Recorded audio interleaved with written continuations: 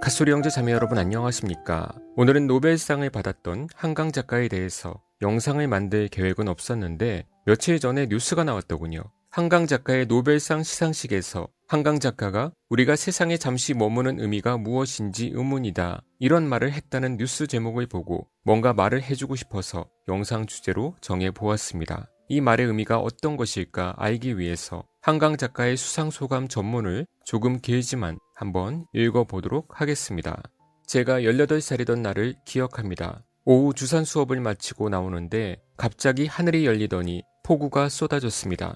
비가 너무 세차게 내리자 20여 명의 아이들이 건물 처마 밑에 웅크리고 있었습니다. 길 건너편에도 비슷한 건물이 있었는데 마치 거울을 들여다보는 것처럼 처마 밑에 또 다른 작은 군중이 보였습니다. 쏟아지는 빗줄기, 제 팔과 종아리를 적시는 습기를 보면서 문득 깨달았습니다. 저와 어깨를 맞대고 서 있는 이 모든 사람들, 그리고 건너편에 있는 모든 사람들이 저마다의 나로 살아가고 있다는 것을요. 저와 마찬가지로 그들 모두 이 비를 보고 있었습니다. 제 얼굴에 촉촉히 젖은 비를 그들도 느끼고 있었습니다. 수많은 1인칭 시점을 경험하는 경이로운 순간이었습니다. 글을 읽고 쓰면서 보낸 시간을 되돌아보니 이 경이로운 순간이 몇 번이고 되살아났습니다. 언어의 실을 따라 또 다른 마음속 깊이로 들어가 또 다른 내면과의 만남, 가장 중요하고 긴급한 질문을 실에 매달아 다른 자아에게 보내는 것, 그 실을 믿고 다른 자아에게 보내는 것입니다. 어렸을 때부터 저는 알고 싶었습니다. 우리가 태어난 이유, 고통과 사랑이 존재하는 이유,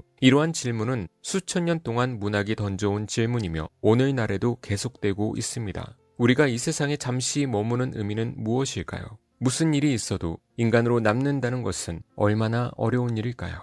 네, 여기까지만 읽겠습니다. 그러니까 여러분도 다시 한번 아셔야 될 것은 철학이나 인문학이 굉장히 복잡하고 뭔가 오묘한 것 같지만 결론은 간단합니다. 내가 누구인지 결론을 못 내리는 거예요. 나라는 존재를 생각하기 위해서 온 마음과 머리를 쓰면서 하는 일이 다른 사람의 마음과 나의 자아를 깊이 생각하고 들어가 보려 시도하는 그것밖에 할 수 없는 것이 철학과 인문학입니다. 이 소감에서 그러죠. 또 다른 마음속 깊이로 들어가 또 다른 내면과의 만남, 그 실을 믿고 다른 자아에게 보내는 것, 내 안에 다른 자아가 있다는 것입니다. 이것이 철학에서 말하는 것이고 신비주의에서 말하는 거예요.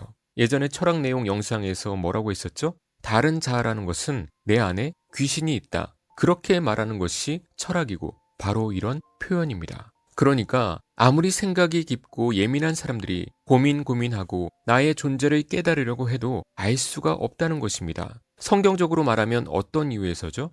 인간은 전적으로 타락했으니까. 그래서 하나님께서 그 지식을 삭제시켜버리셨다고요.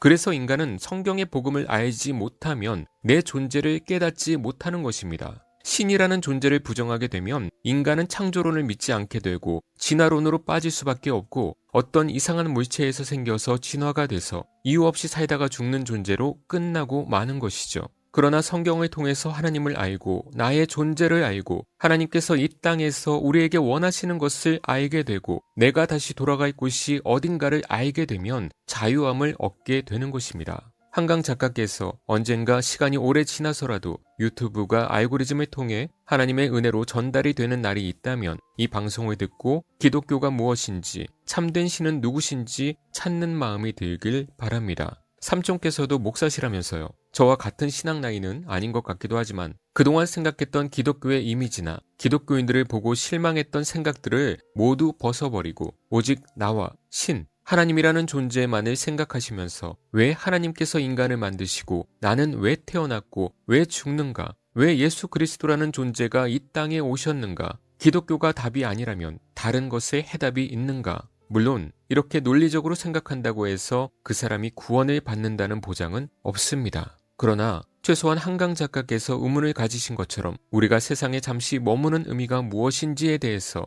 답을 찾을 수 있지 않을까요? 철학과 인문학에서는 절대 그 답을 찾을 수 없었기 때문에 이런 의문을 가지고 계신 거겠죠.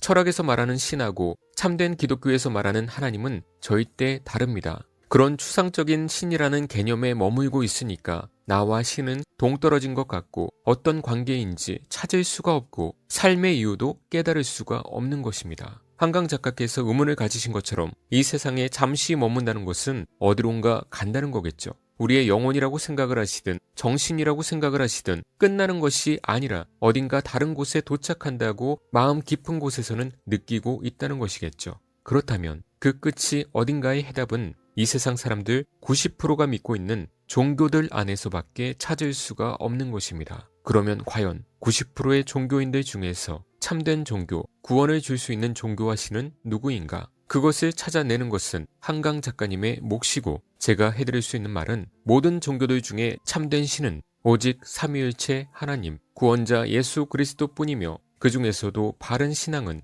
개혁신앙, 칼빈주의적 성경 해석의 믿음이라는 것을 덧붙여 말씀을 드립니다. 이제 노벨상을 받을 만큼 인문학과 철학에서는 충분히 공부를 하셨으니까 성경과 신학에서 의문의 답을 찾아보시길 바랍니다. 또한 다른 분들도 마찬가지로 세상의 배설물 같은 지식이 아니라 오직 그리스도를 아는 지식으로 말미암아 성령님의 역사로 구원에 이르시기를 축원합니다.